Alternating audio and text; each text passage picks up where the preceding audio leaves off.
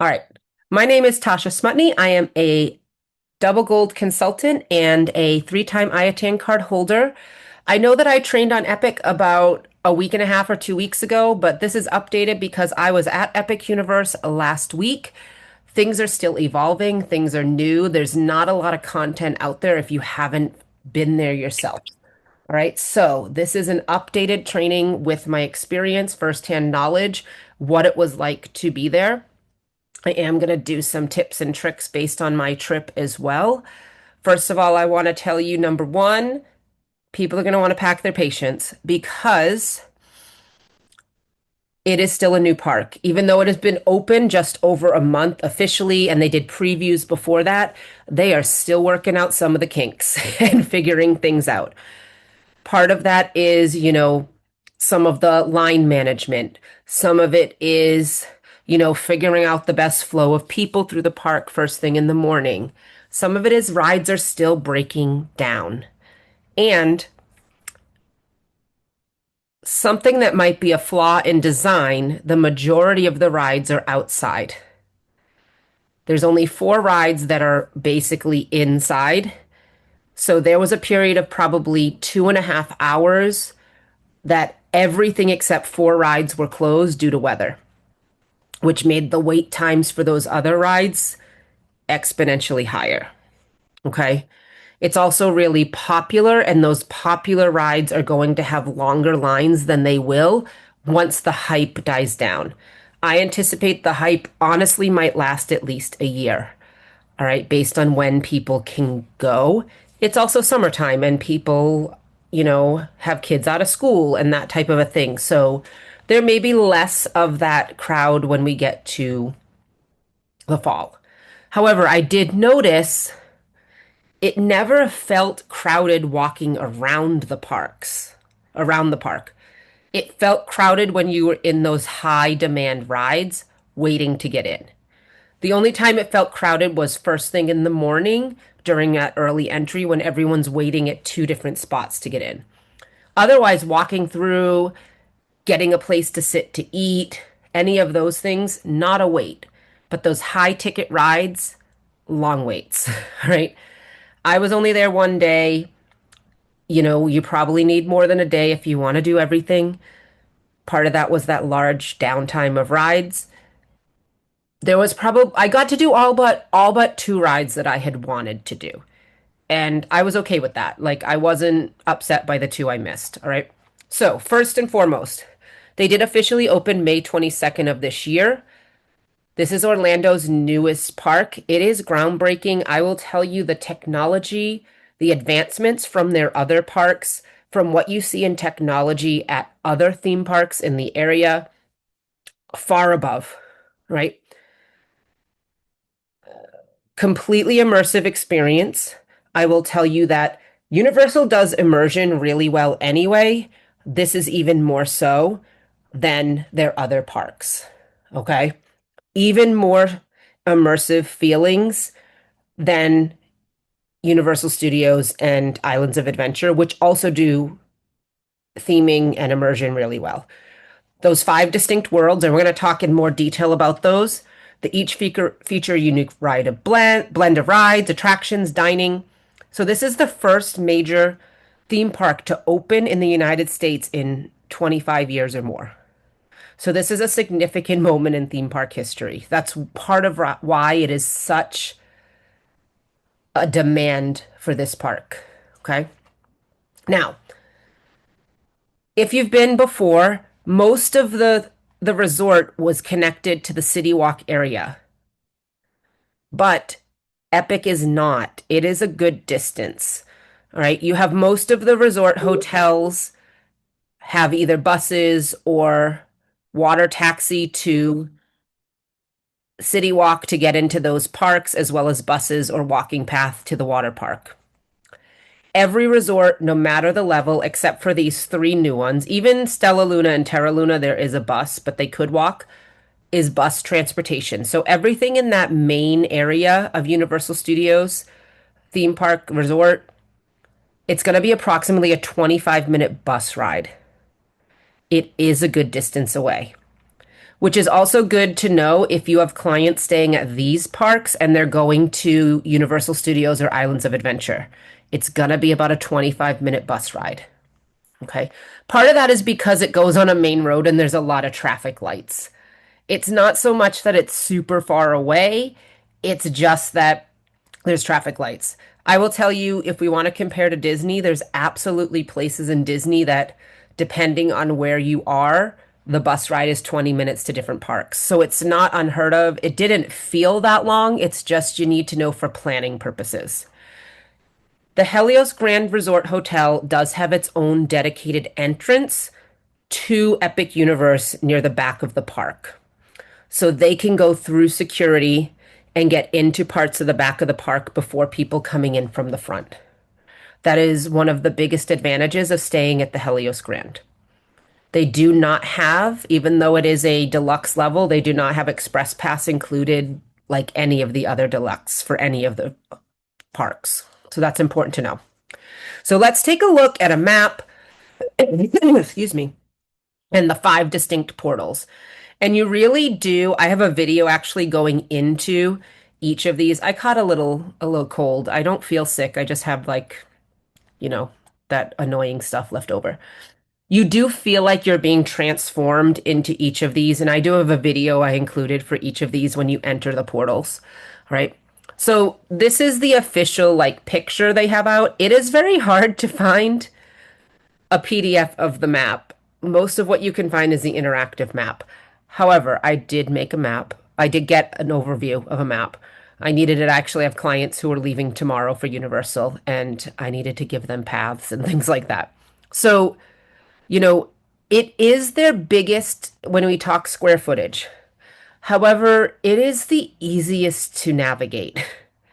Every one of the portals you come into from the middle part of the park, Celestial Park, which is right here, and they have a portal you go in and you come back out the same way. So these paths that are circular around the middle, it's kind of like a perimeter. You're walking the perimeter to get to each of the different portals. Okay.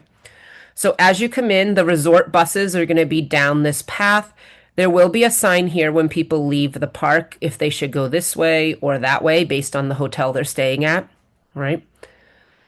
I did not notice because I had been there, 12 hours. I didn't know, or more. I didn't notice if it said anything about off-property buses. I'm sure that the off-property buses have something, or they might be bringing people to City Walk, and then from City Walk, they have to get a bus to Epic. That I did not pay attention to because most of my clients stay on property. I'm going to be 100% transparent about that, and I always stay on property. So we have the resort buses.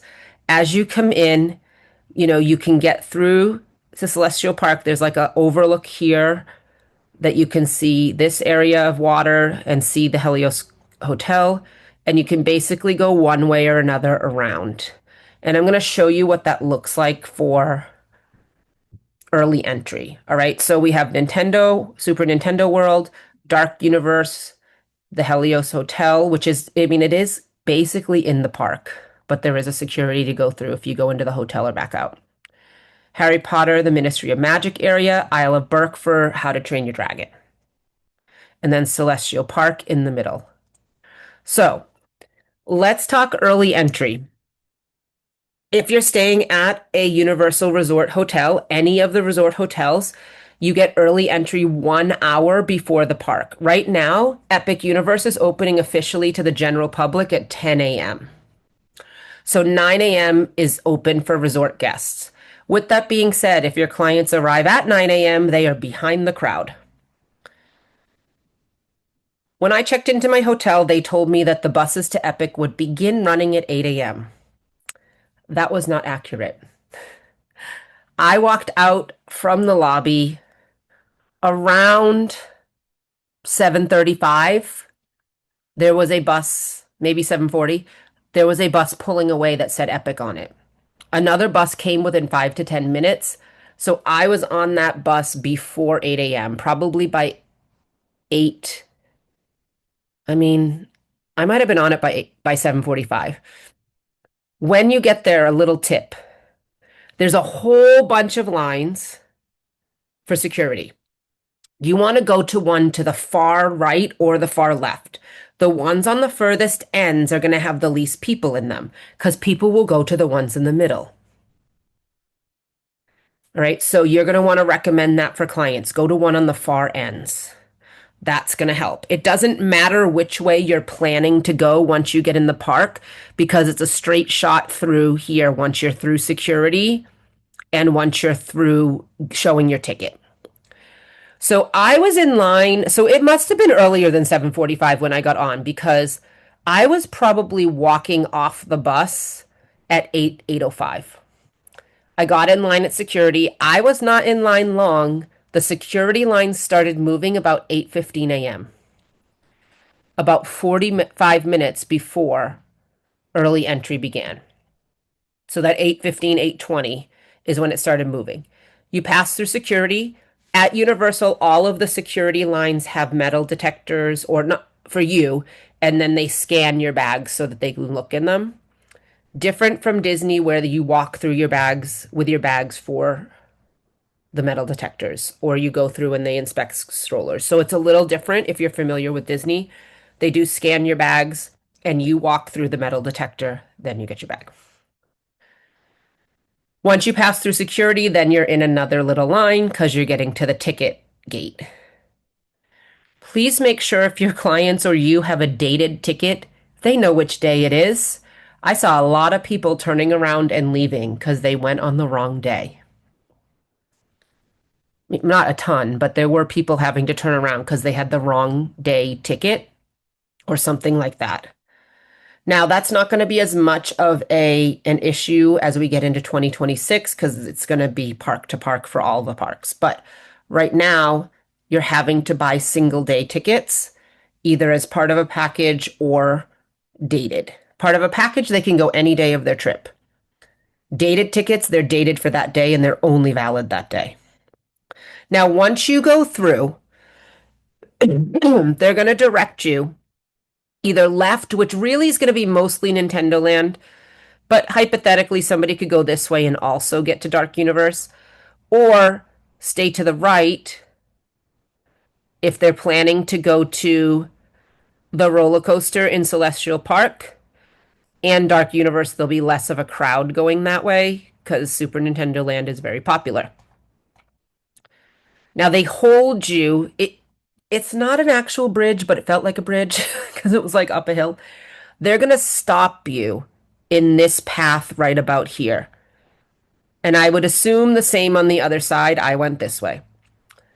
There will be a line that says early entry for resort guests, and then there'll be another, which basically is for people who get there super early and they're waiting in line for that 10 o'clock open that are not hotel guests. About 8:50 is when they let us go. They let us start walking in at about 8:50, even though official early entry is 9. Good rule of thumb for all the theme parks in Orlando, early entry time is not the time to arrive. That's the time they're going to start letting you walk into the attractions or start running the rides. Okay. Here's what's officially open during early entry.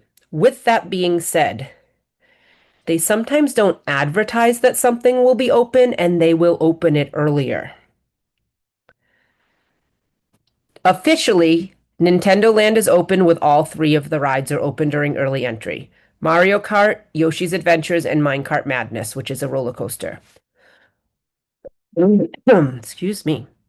Celestial Park, Stardust Racers, which is a roller coaster, and Constellation Carousel are open. And then Dark Universe, Monsters Unchained, and Curse of the Werewolf. So these are the only officially opened rides. I will tell you that sometimes they open the ride in Harry Potter, right? You don't know, and you have to check the app. So some people, no matter what it says is open, they will immediately go there because the lines can be long. The majority of my day, it was posted as a 3 hour wait for the Harry Potter ride. Okay. So with that being said, there's people who will go there and they will wait that hour in hopes that they're in that first wave of people and they don't have to wait. as long. So I don't know that that's the best strategy though, because it did have a delayed opening the day I was there. Like at 10 o'clock, it said it was supposed to open at 10 and it still said delayed. So it wasn't opening on time. Here's what it looks like when you are going through into the park.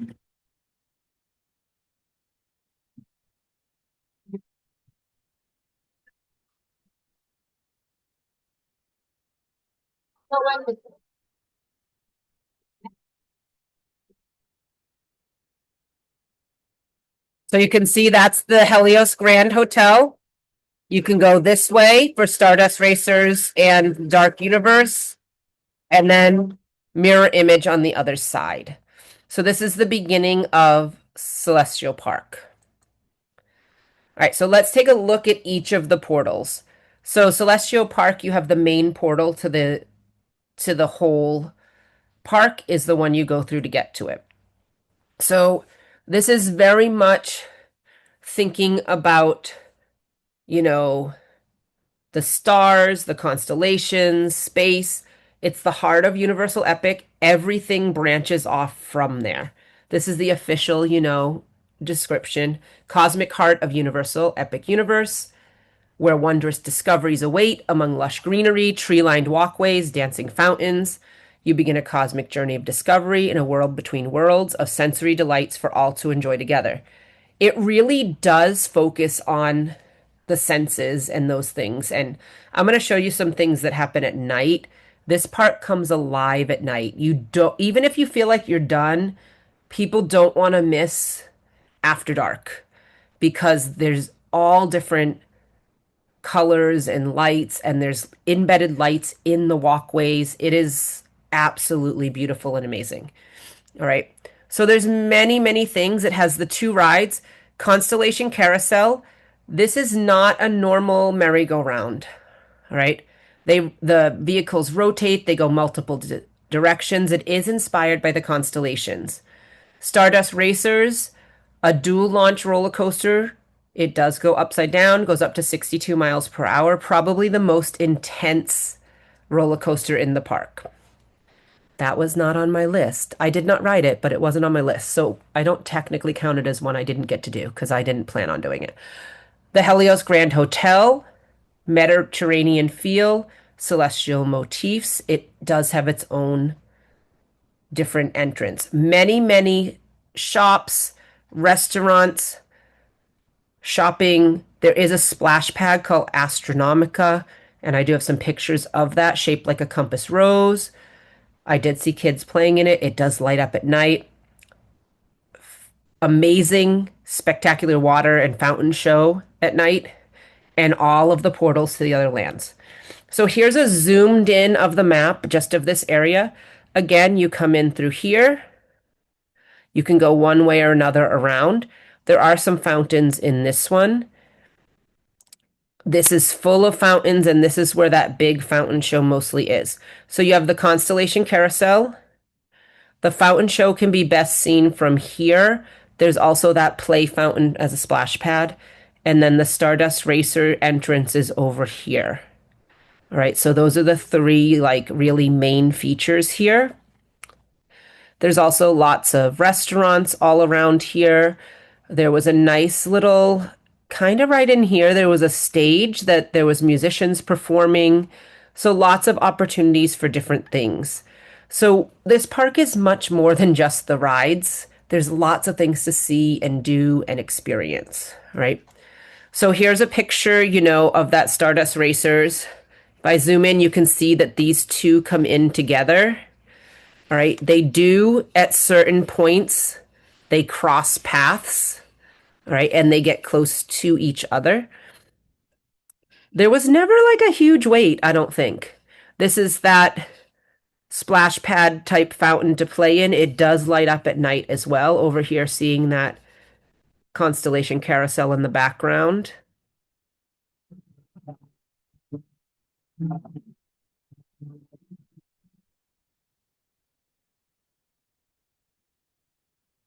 So as you can see, we're going both forward and backward all of those different circles, you go from one path to the other. Now, I'm sure if I did a deeper dive, there's probably something to do with the path of constellations in there.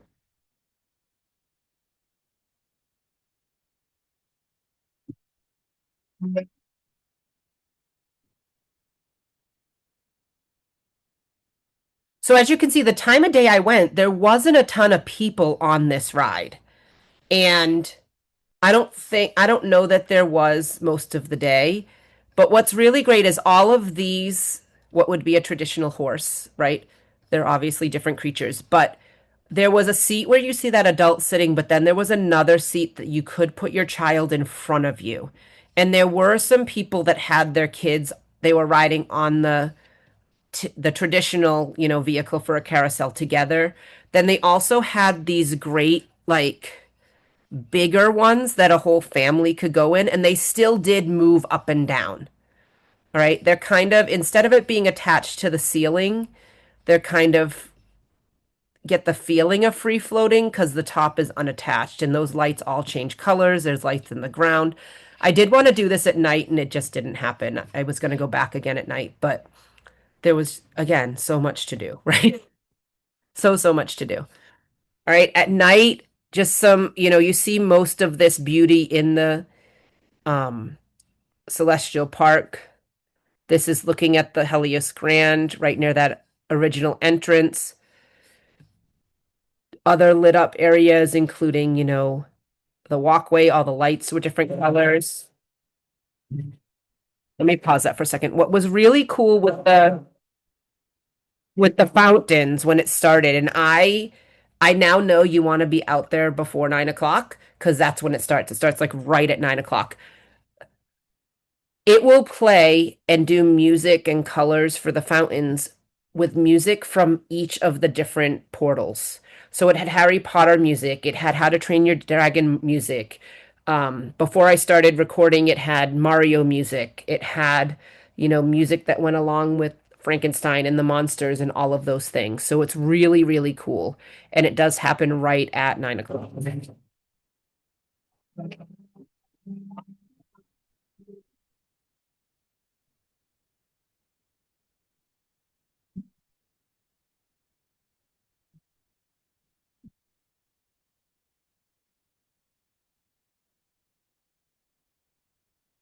And something really cool I noticed, each of those portals had a beam of light coming from it, and they all kind of intersect in the middle up in the sky, connecting the whole park together, which I thought was really cool.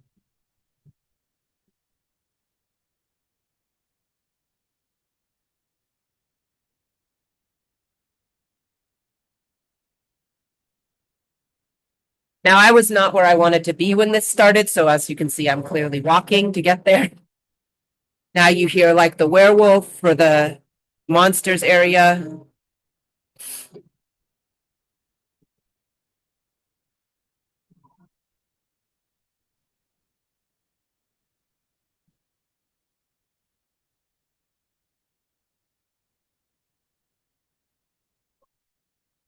Oh, there's no sound? Hold on. Well, that's sad. Let me see. Share computer sound. All right, let's try it now. Now, can you hear it? Oh.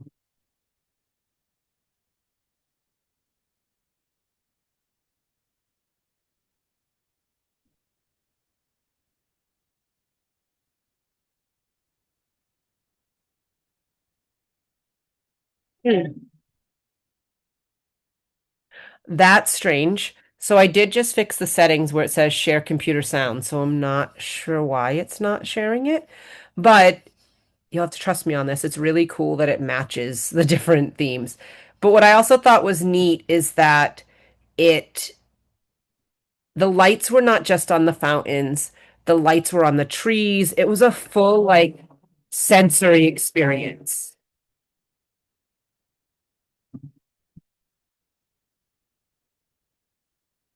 And as you can see, like in the background, there's also like things around the path that are lighting up and all different things. It was really, really, really cool to see.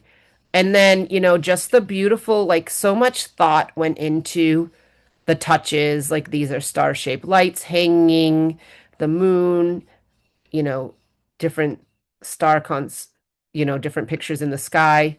This is, I only ate a couple of places, but this was Pizza Moon, which is in Constellation Park, Celestial Park, sorry. The design and everything inside, this was my gluten-free pizza. I've got some more tips for, yeah, it does remind you of the Bellagio fountains in Vegas for sure, with lots of lights. Next, we move around the circle to Super Nintendo Land. Immersive again, you feel like you've been transformed into the cartoon world of the video games, right? Super Mario Brothers and Donkey Kong are the main features. It's got multiple rides, well, three rides. They are all very popular. We have Mario Kart, which is an augmented reality simulator. You put the glasses on, they give you a hat, and you are trying to shoot things just like you're in the video game. Yoshi's Adventure is not like a super exciting ride, but it gives a great view of the whole area. And there is like a little game as you do it. You have Donkey Kong Country. They have a roller coaster there that I didn't go on until late at night, but it was a really great coaster. Nothing crazy. They have this interactive element.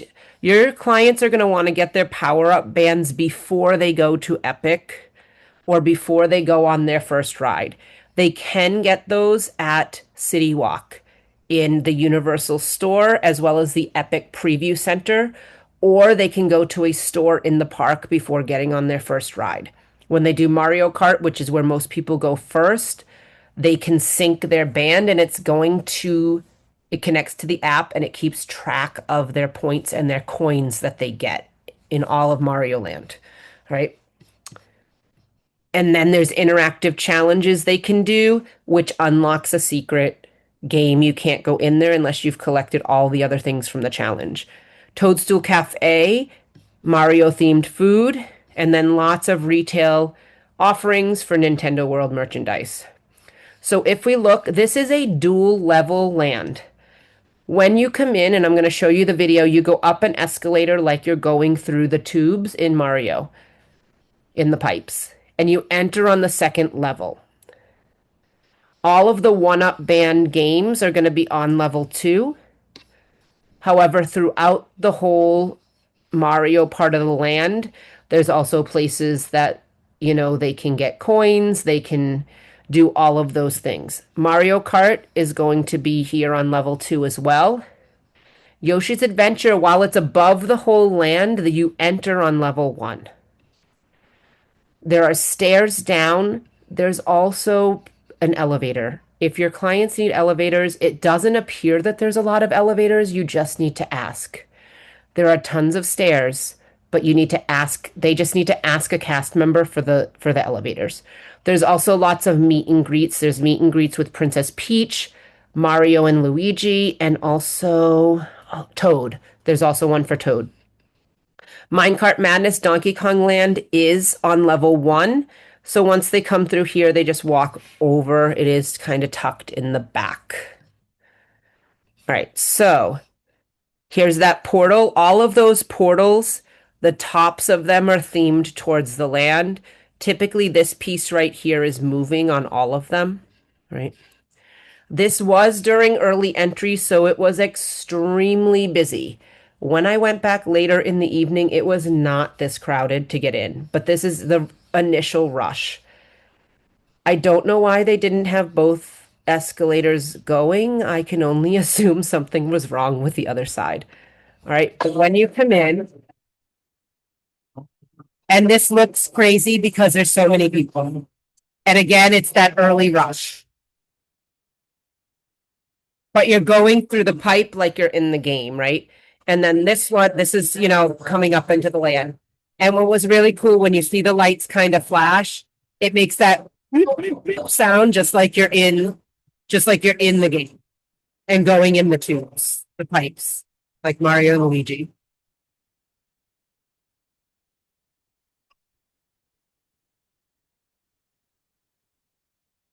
Right now, all you can hear is all the people, so be glad you can't hear it.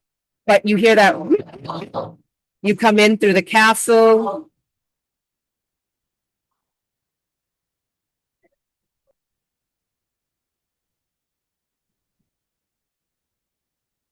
and then as you come out, you're immersed like you're in the video game.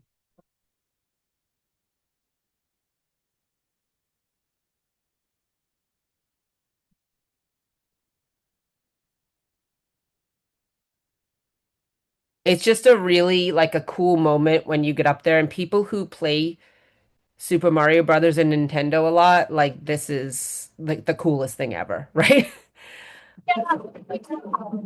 So I did some other video. This is that Mario Kart going into Bowser's Castle. Some other cool, like lots of interactive things throughout the land. This is just a little video. I did get the one up band because, I'm like a child sometimes.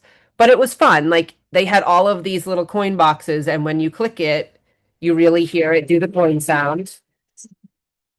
And you just like punch the little circle. And in your app, you can see the coins you're collecting, right? So this is that Yoshi's Adventure. It's just a slow moving thing, but this right here, this whole thing will flash right before one of these colored eggs is going to be somewhere that you have to see it. And when you see it, you push the button and it can kind of like register that you're actually in the right place or not. So it's, I thought it was really cool because you could see everything. Like it was really cool to get that view. And it does have that fun little interactive game more for, the little ones who maybe they can't go on the bigger rides and those things. This one didn't have the height restrictions. These are pictures I took later in the evening, all of those places where those one-up band challenges were to collect those. They all have like that M there, or they have a question mark, and when you push it, things move and interact. All right, this one you do it, and you had to like hit the bottom of each one and see the more you got of the same symbol, the more coins you got. And if you got all of the different challenges, then you can go into the Bowser's challenge here that has another game in there. This was technically after park closed, so it was not open. This area does get very busy and congested because people are very much wanting to play. It's lots of things kids can do, but it can get busy. Right. Then Donkey Kong Country.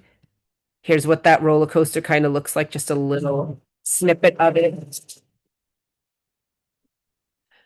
What was really cool when I wrote it, it made it actually look like fake tracks or like broken tracks as you were riding it. It's not a crazy coaster. It's what I would consider like a family coaster, four people in each cart.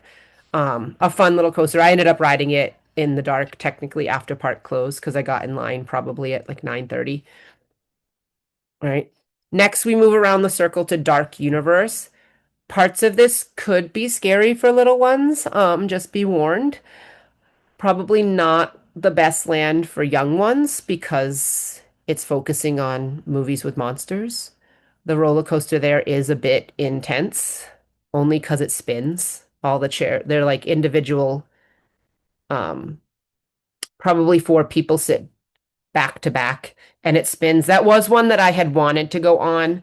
Um, it was either down or the line was really, really long when I was in there, and I was like, and I watched it and I was like, I could take it or leave it. So if the timing works out, I'll come back. If not, not.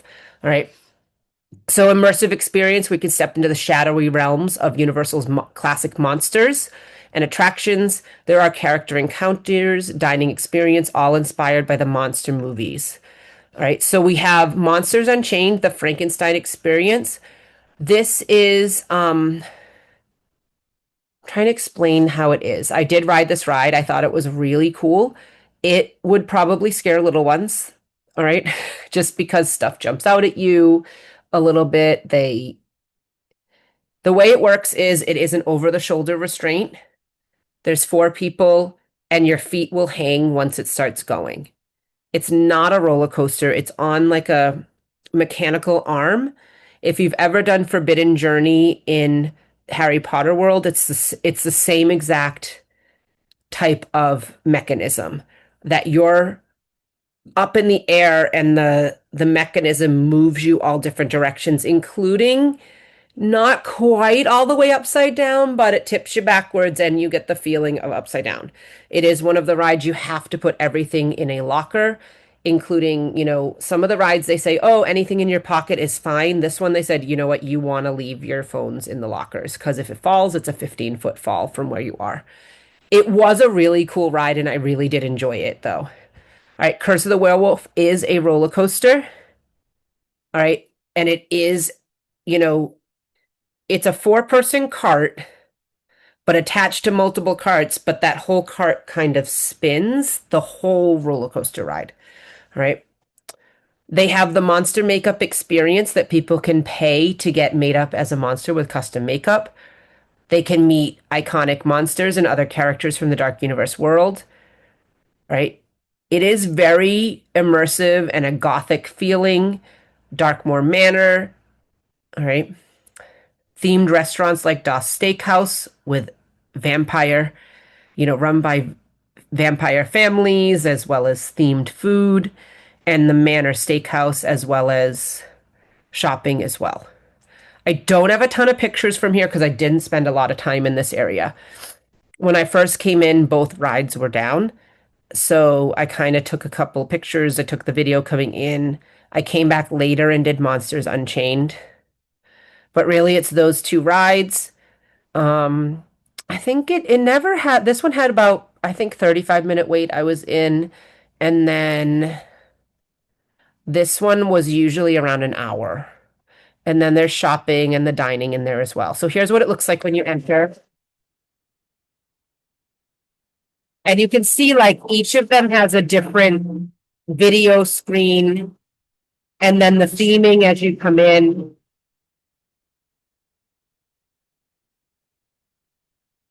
You're immediately into like a cemetery setting.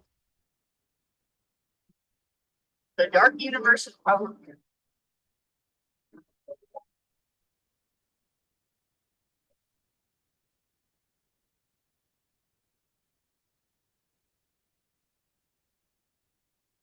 right. And as you get further in, there is like that big Darkmoor Manor, which is where the Frankenstein ride is. All right, next we come to Wizarding World of Harry Potter, the Ministry of Magic.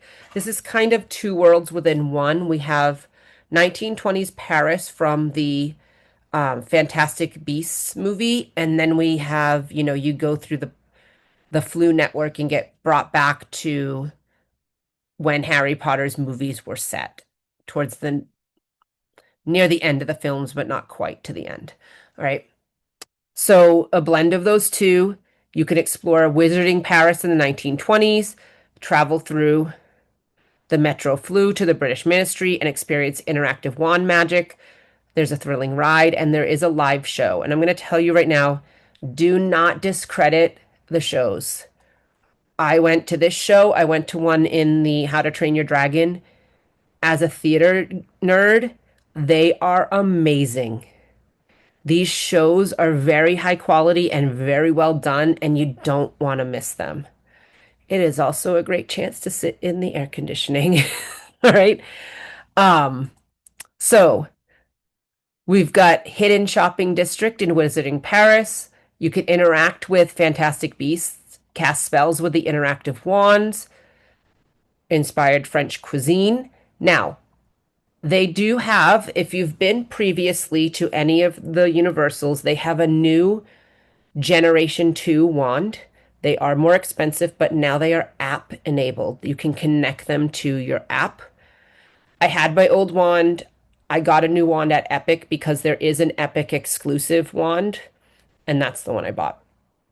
But now it connects to the app. It keeps track of all the spells you do. There's different hidden magic spots you can now find. It's really, really cool for anyone who is a Harry Potter fan. All right. The Flu is, if you know anything about Harry Potter, they're fireplaces where you magically go through and you're transformed to another location. The Ministry of Magic ride is amazing. It is a state-of-the-art dark ride. It's a new type of simulator ride, and you go through the ministry, including the trial of Dolores Umbridge. Now, it it's not super intense. I was worried it might be. It is not super intense. It's just a lap seatbelt, and you can leave your bags on the floor in front of you. So it's not like a crazy type of movement or anything like that. I will tell you, when I got in line, the posted wait time was 120 minutes on the sign. It was 180 minutes on the app. Now, they do have a single rider line. I was there alone. I was like, okay, I'm going to try the single rider line. With the knowledge that I've heard, sometimes the single rider line can be longer. Now, the single rider line for me, it took just under 2 hours. I was in line. But this was a must do ride. I'm not leaving if I don't do this ride for me. I will tell you that about 45 minutes into that wait, the people that were passing us in the regular line and were waiting a bit, I said, "Hey, just to be curious, I want to how long till you got to this point in the line?" I'd been in line about 45 minutes. They'd been in line 2 hours and 15 minutes. And when I got all the way to where they were starting to put people in vehicles, the people next to us said they'd been in line 2 hours and 15 minutes to get to the beginning. So all those people all the way back, they probably waited over 3 hours for that ride.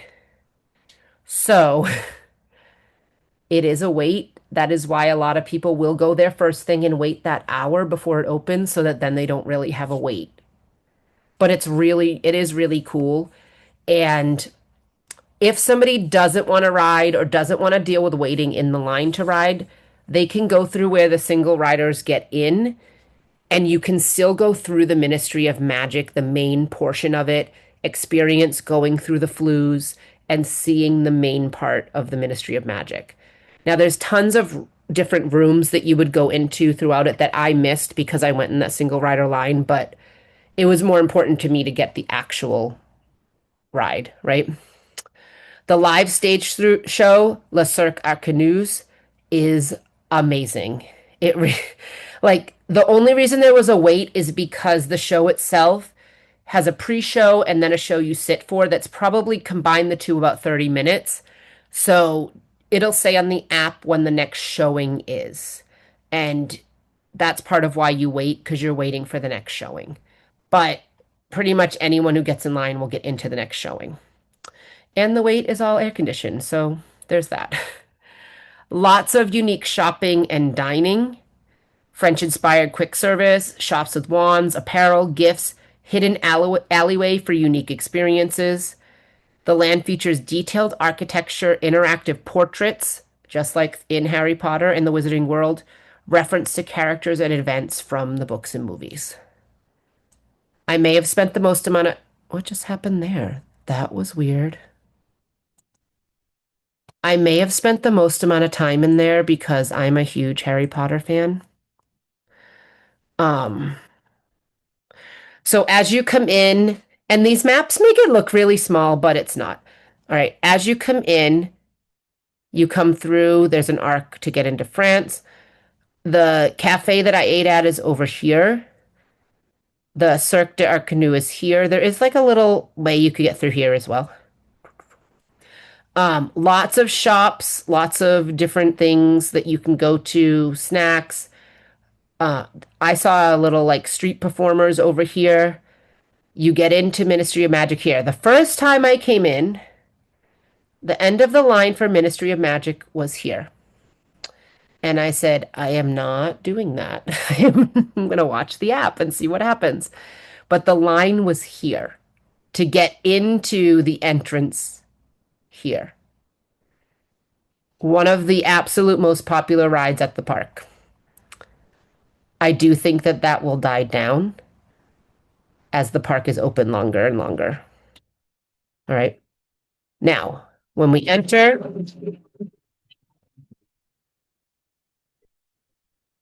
they've got the little time turner.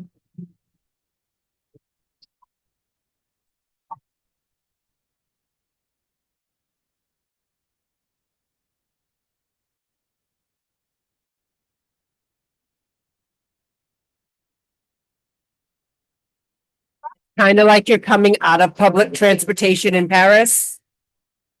And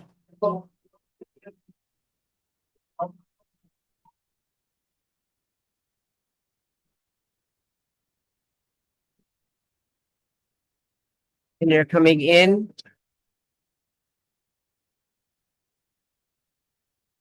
And then, as I said, the Le Cirque Arcanu, an amazing, amazing stage show having to do with the Fantastic Beasts. There's a pre-show out here with the actors. This is all live actors. Um, Beautifully done show. All right. Here's going through that flu.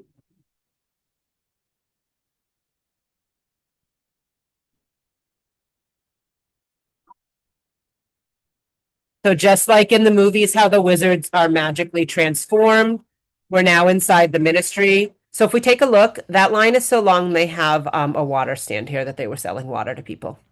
Now I'm not going through the main line. I'm going through the either ministry walkthrough or single rider line here. Right? It's acting like Metro Flu is kind of like, the subway. Inside the ministry, we've got the statue that would be in that Ministry of Magic, all of the different offices you can see. It really looked like what it looked like in the movies. Now, this did have a moving picture, just like the Wizarding World would have, right? Now, outside, this person definitely did not know I was taking their video, but this is, there's wand spots throughout all of the Harry Potter lands. So when you do this spell, it makes that statue spit out water at different times. Here's another one. There I am in the reflection. Here's one I did. And it made the instruments play and that wheel spin. So it's really cool. Like as I said, I'm a big Harry Potter nerd, but there's lots and lots of spells like that throughout all of this land, as well as the other world of Harry Potter. This was my meal at the French Cafe. This is an allergy-friendly meal for people looking for allergy information in general. The biggest tip I can give, because you have to mobile order even in quick service, everything is mobile order. The best thing to do is just click allergy note and don't order any food and submit it. And the chef will come over and talk to you. And then you can put your order in without worrying that then they're going to say, oh, we can't make that for your allergy. Now, either way, when you put an order in, this is good to know if you have clients with allergies. They're not going to start making that order if there's an allergy note until a chef or a manager has talked to the person, right? This is 100% gluten-free, nut-free because I have both allergies. So they have gluten-free baguettes. This was an amazing sandwich. And I got creme brulee, which I love. So beautiful. Like, we're absolutely having French. Yeah, most places do have vegetarian options as well. Yep. A lot of them, there'll be salads, there'll be different dishes that don't have any meat. Hmm. All right, next we move on to How to Train Your Dragon, the Isle of Berk. And especially with the brand new How to Train Your Dragon movie that just came out, very popular, immerses the guests in the world of How to Train Your Dragon. There's interactive experiences, character meet and greets. There's three major attractions based on the films. Key features include the Hiccups Wing Gliders, which is a roller coaster. That is the one roller coaster I wanted to ride that did not get to ride. The line was never below like an hour and a half, 2 hours, and then it started raining really bad. It didn't go well. Family friendly coaster. The amazing show, The Untrainable Dragon, it's like a musical show. The technology and the stage effects are outstanding. There is a Viking training camp, which is like a playground for younger kids. Guests can also meet Hiccup and Toothless at the Haddock Paddock and encounter other characters and dragons throughout the land. So it's really, really a cool, immersive experience. As we said, we have the family coaster, Hiccup's Wing Glider. It does reach speeds up to 45. That live show, which is amazing. The Viking training camp, climbing towers, agility course, musical Viking drums, a sheep launcher game, all kinds of things for the kids. They can meet Hiccup and Toothless, which is a amazing experience. and just really interactive. Hand carved details, lush landscaping, lagoon with the ships, lots of dining opportunities.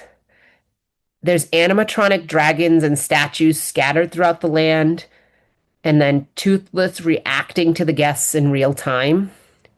And then at night, they do have dragons soaring through the sky. I did not get to see that. Again, everything I didn't get to see just means I have to go back, right? There's so much. All right, so as you come in, we come in through here. We have the Viking training camp, that playground. Over here, this ride is called Fire Drill. It is a water ride. You will get soaked. All right. You're kind of shooting things to kind of try to put out the fire, but if they kind of have back to back, like one team shoots something, you're going to get soaked by what they do, right? We've got the meet for Hiccup and Toothless. The Untrainable Dragon show is here, and it will be listed both in the app and in front. It'll list the times for the shows that day. We have Hiccup's Wing Glider roller coaster, which goes throughout. It goes down into the lagoon. And then the Dragon Racers is an that was not on my list. It's like up in the air and it kind of like twists and turns kind of. It's not fast, but it's I don't do up in the air stuff like that. I do a lot of rides, but not that one. All right. So, here we are coming in.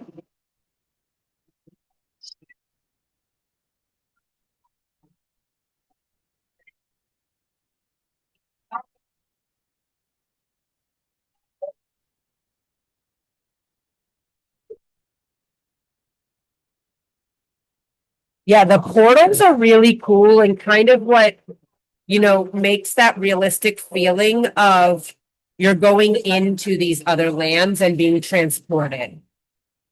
And I mean, the detail, and I don't know if you saw, right? It looked like at the side, they all have these amazing details on the arches of the portals.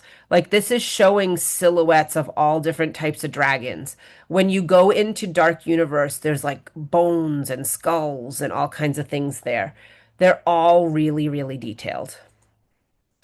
Just some pictures around that main lagoon where you come in. Like you truly feel like you are transported into that movie, those movies and the land that it is. Yeah, the lightning effect in the Dark Portal was really cool too. All right. So here's some pictures from that Untrainable Dragon show. Like this was a fully free moving animatronic dragon. I won't give too much away, but Hiccup flies over the audience. Like amazing, amazing technology. And when he first comes in, I mean, Toothless, and Hiccup is riding him. All right. Amazing. I have like more detailed videos, but I couldn't put all my pictures in here. I've got so much content to make out of what I got last week. It truly was like an educational experience. All right. Just so that we can go over this again, currently for ticket options, they're giving single day ticket or part of a package. So most of the packages are however many days of tickets plus 1 day at Epic Universe. So they could have, a 2 day base ticket or park to park ticket as part of a package. Or they could buy a single day ticket by itself. So if somebody wants to do more than 1 day at Epic, maybe they have a package that's, 3 days plus a day at Epic, and then they wanted to buy a second day at Epic. They can buy that, right? Currently for 2026, they're only offering hotel ticket packages right now. They're not offering standalone tickets, and what they're offering is 3 to 5 day or 14-day park to park, including all three parks. All right. So I feel like I had more details about tickets before, but might have been my other training. So it, there's limited options, especially for next year. Right now, you can only book vacation packages. And you can see that in VAX. We book Universal Orlando through VAX and Universal Hollywood. Here are my tips, all right? You definitely want your clients want to be able to take advantage of early entry by staying on property. It makes a huge difference, especially at Epic with the amount of people coming. They're going to want to pack their patients. This is still a new park. They're working out all the logistics, and there are ride shutdowns, not just because of weather, but because something needs a readjustment in the computer or different things like that. Okay. It's really important that you pack your patients. They're doing the best they can. They're still learning the flow of people because you can't account for that till you have people in the parks, right? Where are people going to go? Where do we need to redirect people? How many people are in that single rider line and how do we manage both lines and the express line? They're working on that. Weather shutdowns, majority of the rides. There are only four that run if there's thunder and lightning.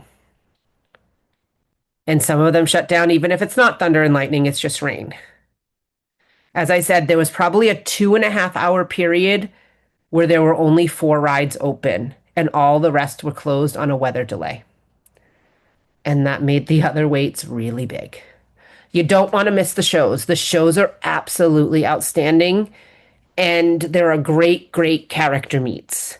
Character meets are amazing as well. You want to make sure that you or your clients have a plan, but there's also some flexibility because you want to watch the app for wait times. If there's something that's a must do and the wait time goes down, they're going to want to shift their plan and go to that area. Single rider line does not always save time.